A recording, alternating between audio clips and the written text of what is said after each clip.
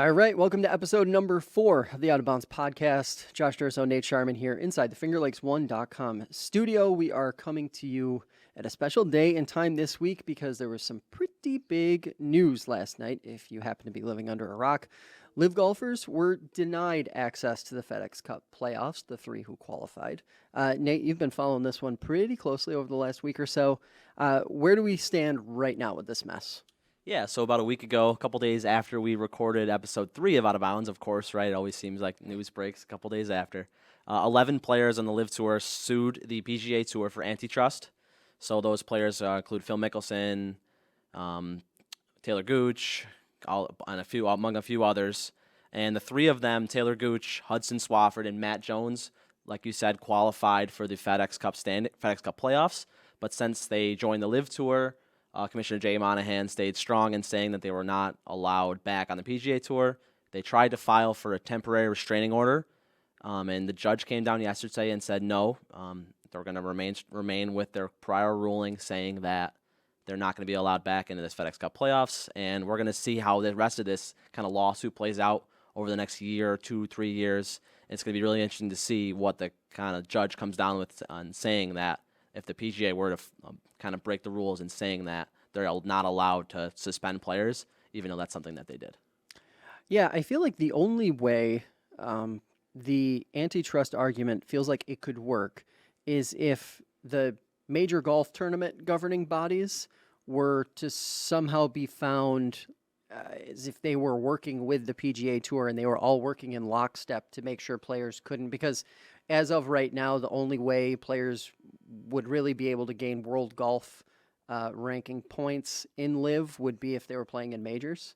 So it seems like if you're going to make this antitrust argument, I don't think it works without looping in some of those other entities. I don't think just purely on the stance of the PGA Tour having a policy that doesn't allow you to play in the PGA Tour if you're a part of LIV, under contract with LIV. I don't feel like that it really isn't any. I would comparing it to the media landscape where we work.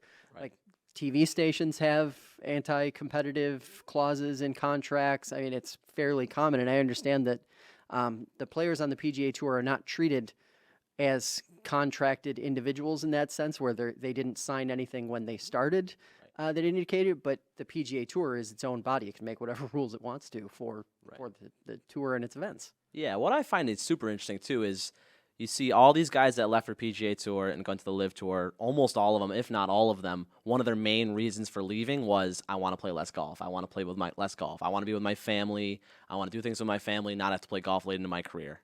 Which is fine, which is a totally reasonable thing and reason to leave the PGA Tour. So why are we suing the PGA Tour in order to play more golf? Right. Wasn't this why we left? I think that's what most of the golf community, and I think Joel Damon said it best on Twitter. He tweeted, you can't have your cake and eat it too. That's a silly saying, but it really makes a lot of sense and kind of resonates to me in this situation of, okay, if we left for this reason, why do we want to go back for the same exact reason on the other hand? Yeah, and I think another one of the interesting, won't call it a soundbite, but one of the interesting tidbits that came out of the proceedings last night were lawyers for LIV calling the FedEx Cup playoffs the Super Bowl of golf, which is just, on its face, it seems to run completely counter to everything every LIV official and player now has said about the PGA Tour. Right. I think they asked Rory today at some point about it, and he smirked and said, "Don't you want to win the Super Bowl?" And I thought that was funny because Rory always just has those best comments about everything. Well, and the other part of that, too, is it's a terrible comparison. You can't compare multiple events which culminate with the Tour Championship. You can't call the entire mass of those events the Super Bowl, which is a very specific single game. It's bizarre. Right, yeah. Really bizarre. I agree with you there, Josh, and I think it's bizarre too. But what's even more maybe interesting that came out of last night is we saw maybe a little bit of inside the head of Aussie Cameron Smith. Yeah. A little bit of a mixed kind of reports were saying that Cameron Smith is going to join LIV after the season. The deal is worth looks like it's up to about $100 million, which is kind of interesting as it seems. But Cameron Smith didn't say or hasn't said yes he's going or no he's not going. He remains positive in saying that his goal is to win the FedEx Cup. but it's an interesting portion because Cameron Smith has always been kind of teetering that line if he's going to LIV or to stay on the tour. I just wish all of these, and we can talk about the implications of a Cam Smith going to LIV, but if we're just taking these guys who have gone or being rumored to go or eventually go, if we're just talking about them in a bubble, I just wish they would do it and say they're doing it for the money and just commit to doing it because you want to do it or it's the best thing for your family, whatever the case may be. We've seen a couple players be a little more forthright about that part of it. But, this idea that, Cam Smith yesterday came off very defensive in a really tense press conference. You're a professional golfer. You're a celebrity. You're living your life under a microscope, whether you join LIV or whether you don't join LIV. Don't be annoyed, like he has been, every single time a reporter asks you about your status and whether you're going to LIV when you're not ending you're not answering the question, and the debate is just sort of lingering about your future because there's all these reports circulating across the world, literally, about whether you're going. Yeah, you hit the nail right on the head there, Josh. I mean, after the Open Championship when Cameron Smith won, one of the questions they asked him was about LIV, and he was almost kind of taken aback. He was kind of like, well, I just won the Open Championship. Why are you asking me about LIV? Well, it's because it's the biggest story in golf in the past year. Literally. And there's mixed reports coming out of guys like Cameron Piercy over in Australia says it on the radio that you're going to LIV. Obviously, we're going to ask questions about that. So let's take a look at that interview from last night. I think Paul's got it for us back there. It's about a minute long, and I find it really interesting. Yeah, my goal here is to win the FedEx Cup playoffs. That's all I'm here for. If there's something I need to say regarding the PGA Tour or LIV, it will come from Cameron Smith, not Cameron Piercy. I'm a man of my word, and whenever you guys need to know anything, it'll be said by me. And just following up on that, you being a man of your word, the Telegraph is reporting that you've signed and are going. Would you like to say yes or no to that? I have no comment to that. Like I said, I'm here to play the FedEx Cup playoffs. That's been my focus the last week and a half. That's what I'm here to do. I'm here to win the FedEx Cup playoffs. And like I said, it'll come from me. It won't come from Cameron Piercy. Do you intend to play the President's Cup? Absolutely, yeah. That's something that we've been looking forward to for the last 3 years. We missed a year because of COVID, and that's something that I look forward to being a part of. The famous words in media, right, Josh? No comment. Yeah, and it's interesting too because every time one of these interviews happen, or every time a player is being rumored to be jumping ship to LIV, there's this desire, it seems, to look at the golfer through the lens of being a competitor and being this ultra competitive being that only cares about being competitive. And the thing is, I'd hazard a guess that most of the tour, if not every player on the tour or now in also LIV, mostly cares about how much money they're making. Maybe that's a bad take. I don't know. But it's pretty clear he doesn't, you can read the body language of that. He doesn't really care about what people think about whether he's going to LIV or not. He doesn't really want to deal with any of it. He just wants to get through the FedEx Cup playoffs, do what he wants to do, and that's it. It's interesting because I always think back to the Tiger Woods years, and Tiger Woods being this athlete like Michael Jordan or Muhammad Ali who only cared about winning. They were solely just fixated on wins. And I think there's a desire by a lot of people who watch sports and a lot of people who analyze athletes at that level to find the next athlete that is that. But most of these guys just aren't that. I think it's an anomaly, and I think especially in the world we live in now, the dollar drives, and it comes down to money. Yeah, and I think that stems from just the Saudis having an infinite amount of money. So when the word $100 million gets thrown around the table, maybe winning goes to the back burner. I mean, $100 million is life-changing money, obviously. And maybe when you hear that and you think about the fact that you can still, as of now anyway, still play in the majors and maybe be able to cement part of your legacy there.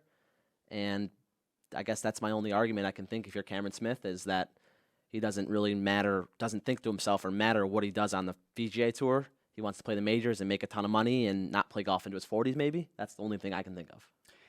If Cam Smith goes as one of the 3 best golfers on the planet right now, is $100 million a lowball offer, given the numbers or given the amount of money that LIV has thrown at golfers who, in my opinion, are significantly less worthy of $100+ million?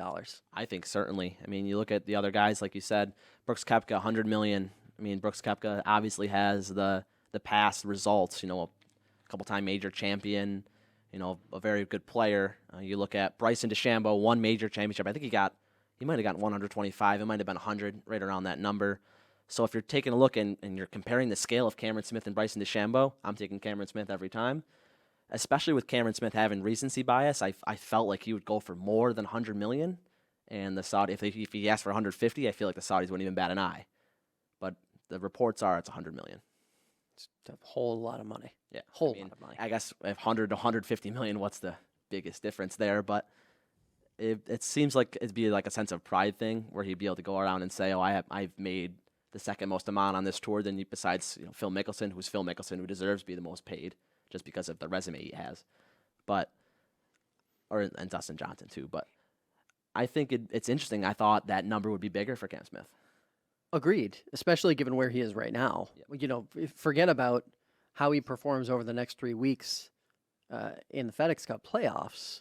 I mean, he is undeniably one of the 2 or 3 best golfers on the planet right now. Period. Oh, yeah. End of story. And it's pretty interesting. I don't think this, again, going back to the whole question about does getting a golfer like this give LIV Golf more legitimacy? No. At the end of the day, these tournaments are still exhibitions. They're still paid up front. The fundamentals of how this all works doesn't change in my mind at all. Does it feel like it changed anything on your side?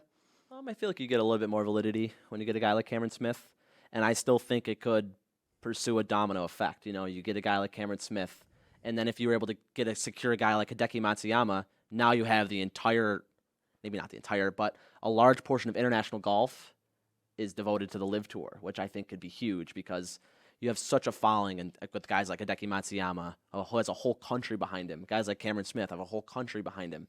So I think that could be really interesting to see. Maybe not in America you wouldn't see it, but I think in other countries you would kind of look and see that, wow, they do have a lot of international power. Yeah, I get, but you know what? And this is a great segue into our next topic, which is last weekend at the Wyndham. Golf is so deep. Professional golf right now is so deep. Tom Kim, most people probably didn't know who he was before this past weekend. And after an absolutely electric start to his 4th round, finished with a 61, became one of the youngest winners ever on tour. He wins member status, playoff spot, now a likely shoe-in for the President's Cup.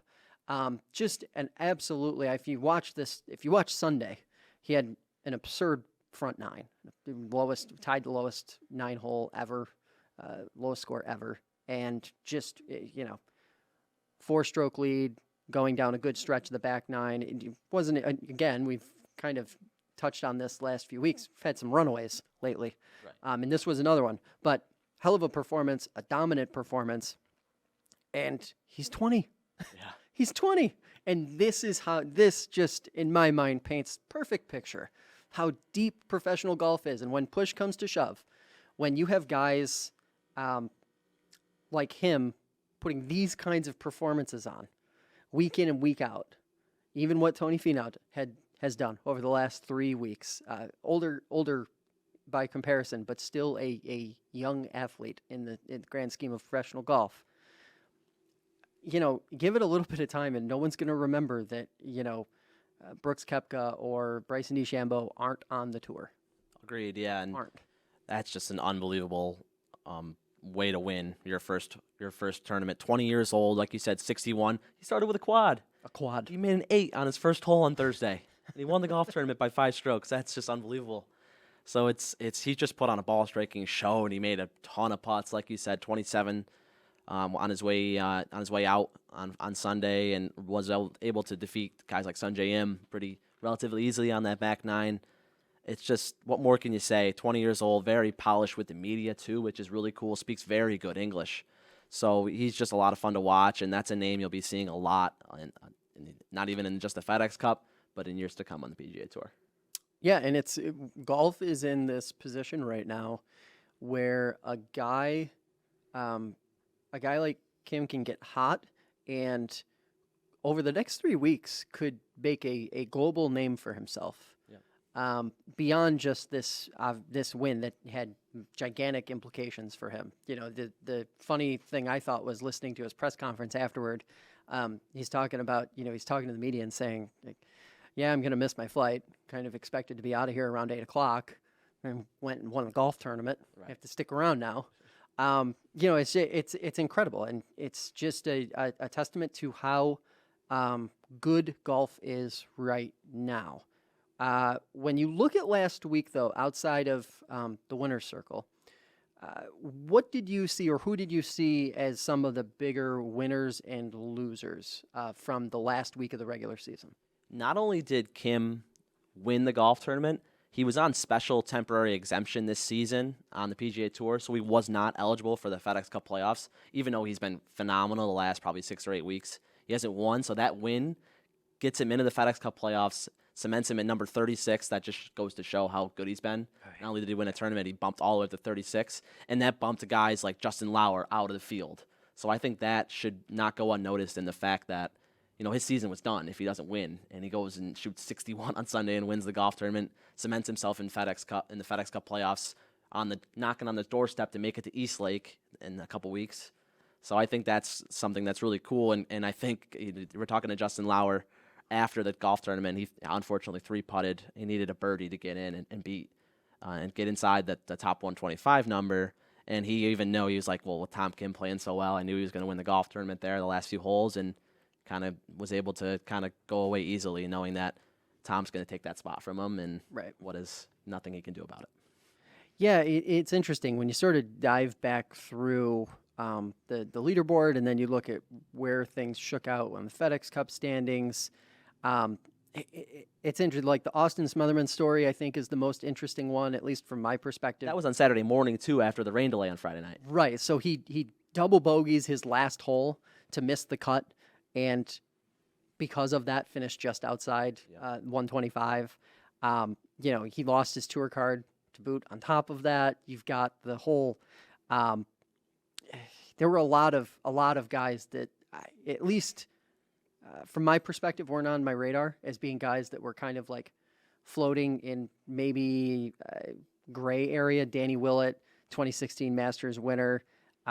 Jimmy Walker, who won the PGA Championship the same year. They both lost their tour cards. And, Harry Higgs, who's another kind of, I see him a lot on social media. Yeah, he's fun to watch. You don't really see him on the leaderboard a ton, but he's there. And there's another guy who lost status because of where he finished and sort of how things set up. That said, going back to Kim, it's so wild to think about what he thought his fall and winter was going to look like last Thursday, and what his fall and winter are now going to look like. Yep. It's crazy. It's insane. And there have only been a few golfers over the last decade, and I think I'm going to end up forgetting one, but I know Colin Morikawa is one who won on a special exemption, and then also Jordan Spieth. That's the only There's Spieth, yeah. One other golfer in that mix that I can't think of off the top of my head. Maybe someone will drop it in the comments. But yeah, it's an incredibly rare thing. And also, those are two names where every week we look at them and we say they could potentially win this thing. Right. And that's the company he's keeping now. Yeah. It's impressive. One thing that's really important to note, though, is 126 through 200, those 75 guys, they're going to head to the Korn Ferry Tour in playoffs. Right. And the top 75 from the Korn Ferry Tour season are going to play in a 3-week event. Top 25 in that race get their PGA Tour cards. Some of them back, some of them gain them. And there's some priority ways, too. I'm not sure the exact rules, but that first event is next week, and it's going to be really interesting to watch. I'm sure we'll have the results here, and we can see who kind of gains their card back and who can kind of maybe make a new name for themselves. It's really interesting to see. I like watching the Korn Ferry Tour finals and keeping along with that. Yeah, it's interesting. But guess what? Rickie Fowler, he's moving on. I can't believe it. Producer Paul Russo can believe it, but he's moving on. A lot of jokes on social media over the last 4 or 5 days. Obviously, Rickie has a real strong following on Twitter, especially. A lot of people love him. He's one of the golfers that you and I feel like joke about a little bit because he's around, but he hasn't really done much the last few years. But he's going. Paul's got to be happy. Paul, you happy? Oh, I've been trying to tell you guys. I mean, the rebound is coming. It's here. He's eliminated. Here's my take on that one. He's eliminated after this week. This upcoming week will be his last. He's got to play well to get in the top 70. Yeah, you're not wrong. This is it. This is going to be it for him. Yeah, it's pretty cool though because not only does that, but he wasn't qualified for next year's Players Championship. You know, he is a former winner there, so this gets him into that, which is I think even more of a cool story that we'll get to see Rickie Fowler at Sawgrass because seeing him there, seeing where he win that illustrious shot that he hit on 17. Yeah, when he hits that. The pin's on the right by about 4 feet off the water, and he hits it in between those two. Yeah. When he's really close to the lead, that's an unbelievable shot and one that'll live in Sawgrass history. So it's good to see Rickie Fowler back. He's really fun to watch. Always has that illustrious clothing on, and people see it on Twitter and stuff like that Bright too. colors. So great person to see. Will Zalatoris. Actually, before we get to Will, we got to remind everybody that Rickie dropped his caddy too. Which is funny. Oh, that's right. Yeah, that news came after. And we're about to talk about basically caddy drama, except it's not really caddy drama. It seems like pretty pleasant splits. What do we know about the Will Zalatoris caddy split that happened mid-tournament this past weekend? Yeah, so he's always had the same caddy ever since he's been on tour, Ryan Goebel. After the Friday round, he just kind of dropped him. Seemed like it was a kind of a not a messy drop at all. It just kind of had to happen. It's been kind of culminating the last few weeks. And he went the next day with one of his coaches, Josh Gregory, was on the bag, and he shot 66, which I think is kind of funny. Guess it worked. But I think you know a little bit more than I do about that caddy situation. But it just seems like, Zalatoris said it was a really tough move for the both of them. They're really good friends, too. But just kind of a move that Zalatoris kind of took into his professional life and kind of felt that needed to happen. Yeah, it seemed like it was something, at least going by the quotes that were pushed out after it happened on Friday. It seemed like it had been boiling for a couple months and simmering right beneath the surface, and it just got to a point where the two of them couldn't have their friendship outside of golf without the golf stuff interfering with it or making it maybe a little more tense. So they decided to preserve the friendship and axe the caddy golfer relationship, which I guess is the right move to make. I'm always, that to me, of all the things that you could potentially do to make a 4-round professional golf tournament more stressful, changing caddies mid-tournament seems probably like one of the more stressful things you could do. For the playoffs. Yeah. So we'll see how it works out for him. We're going to talk about the FedEx Cup playoffs here in a minute and who we think has a chance to do something. I know you feel pretty good about Zalatoris. So, maybe that 66 is a little bit of a precursor to some things we might see coming up. The Rickie caddy drop situation, to me, makes complete sense. I'm honestly surprised it didn't happen sooner. When you're in a prolonged, we'll call it a drought, like he has been, a prolonged slump, you want to make changes. Mm-hmm. I'm kind of surprised that a change wasn't made before this.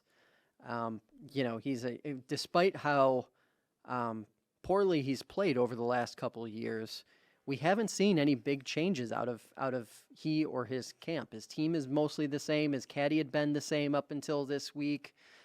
His golf clubs, we see the what's in the bag all the time. He plays the skinniest blades on planet Earth. Yeah. None of that was changing. So, maybe this is the first of multiple changes that we see happen over the next few weeks. And maybe this was something also that Fowler knew that he was going to end up doing at the end of the season, but given that he got in, might have changed the thinking a bit along the way. Right. Yeah. He couldn't. That's a good point, Josh, that you made there. Maybe this was always his plan to do it after this week, and the fact that he didn't let the fact that he made next week change that in him. You know, this was a plan that they were going to do, and it just kind of happened to be this way. It is kind of a weird timely change for both of them. You know, especially with Will Zalatoris being number 11 in the FedEx Cup standings. He's got a real good chance to even take home that $18 million prize from Eastlake, but he feels he's better this way, so I support it. All right, so let's look forward. FedEx playoffs begin. St. Jude Championship. It's at TPC Southwind in Memphis, where it rains a lot apparently, or at least over the last few days it does. Big tournament because I think it's just, for some of these guys, we haven't seen them in a few weeks. So we're going to get a sense of where some of the guys that were hot in the beginning or the middle of the season, even just the spring and early summer, we're going to see where they stand. Usually these tournaments bring the best out of, these top 20, 30 guys especially. Par 70, a little over 7,200 yards, not a golf course that's going to kill anybody. I believe only one par 5.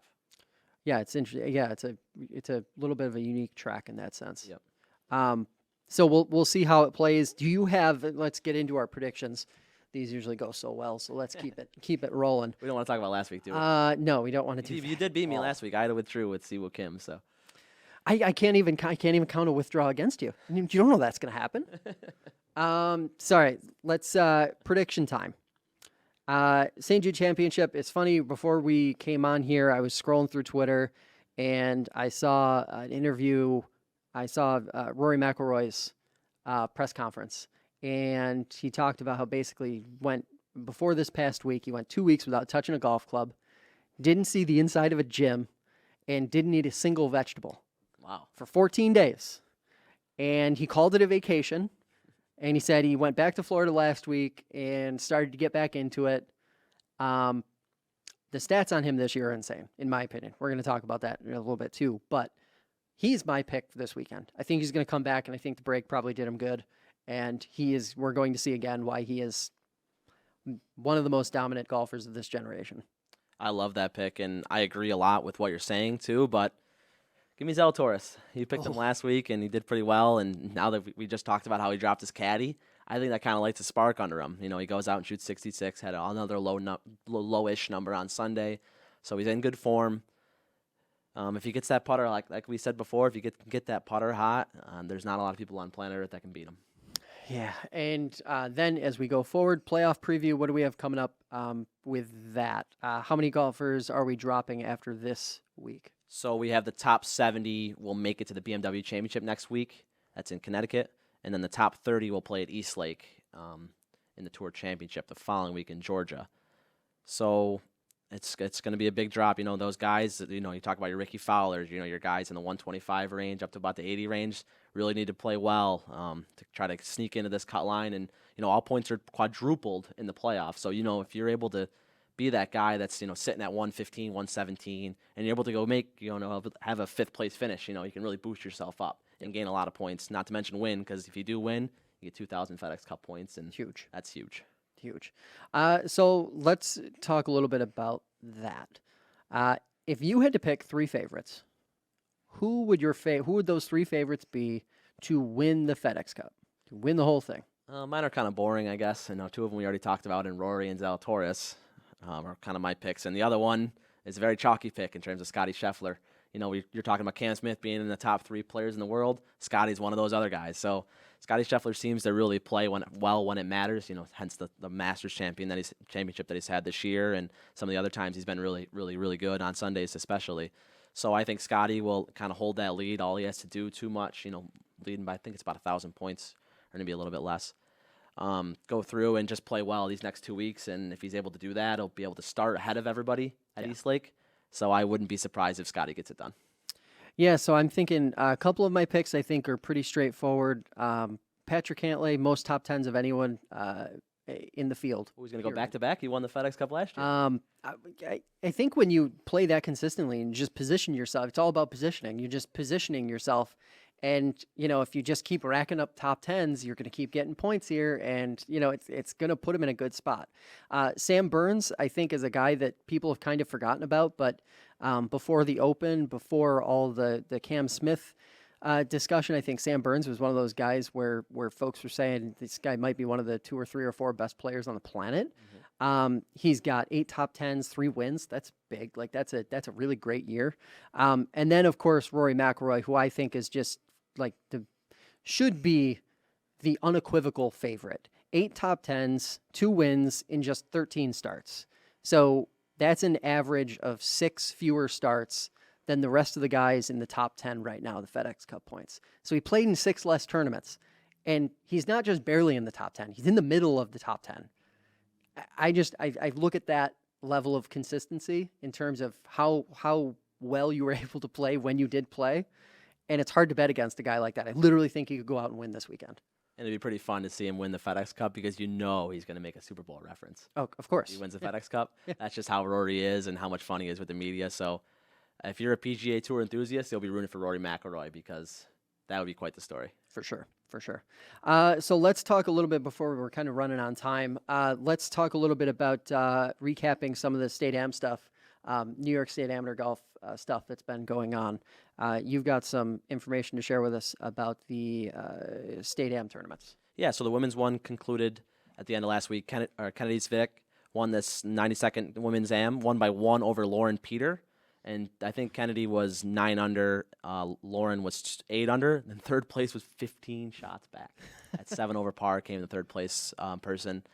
That's some golf that Kennedy and Lauren played. Pretty kudos to them. 2-horse race. Yeah. Definition of it. And on the men's side, it's still in progress here as we record this. Yep. First day was yesterday. Dante Grapuso leads the way. He shot 4 under par. As of yesterday, he was the winner, or he was the leading player. That'll wrap up on Thursday. It's a 4-day tournament, and we will have that champion crowned. You'll hear it on Out of Bounds next week. All right, and that's going to do it for this week's episode. You can drop the show line by emailing outofbounds@fingerlakes1.com. We're also on TikTok, Instagram, and Twitter. The handle is outofboundsfl1. That's outofboundsfl1. And it's going to be important that you follow us there because we've got an awesome giveaway coming up at the conclusion of the FedEx Cup playoffs. So that's going to be really, you're going to want to follow us there. For Nate Sharman, I'm Josh Durso. And remember, whether it's down the middle or out of bounds, just keep on swinging.